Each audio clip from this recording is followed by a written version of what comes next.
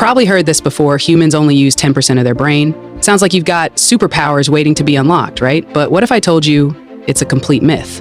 Welcome to Science versus Myth, where we separate fact from fiction using real stories and real science. For decades, movies, motivational speakers, and even textbooks claimed that we only use 10% of our brain. The idea is tempting. Imagine unlocking psychic powers, telekinesis, or genius-level intelligence by just tapping into the used 90%. This myth became so popular that Hollywood built entire films around it, like Lucy and Limitless, where unlocking more of your brain turns you into a superhuman. But here's the real question. Where did this myth even come from? Modern neuroscience has completely debunked the 10% myth.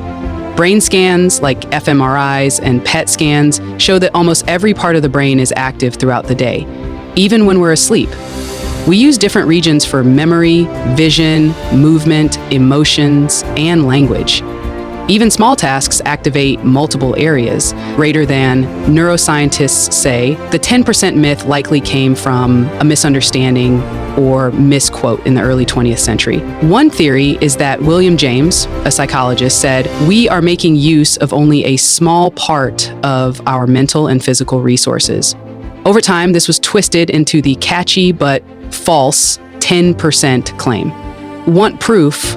Let's look at what happens when parts of the brain are damaged. Patients who suffer strokes, brain trauma, or tumors often lose specific functions, speech, movement, memory, showing us how essential each area is. The science, there's even a real story of Phineas Gage, a 19th century railroad worker who survived a metal rod going through his brain. He lived, but his personality completely changed, proving that every part of the brain plays a critical role. The real story, greater than, if we only use 10%, injuries wouldn't affect us that much, but they do. So do we only use 10% of our brain? Absolutely not. That's a myth that science has put to rest. We use all of our brain, just not all at the same time. Conclusion greater than. Got a myth you want us to bust next? Drop it in the comments.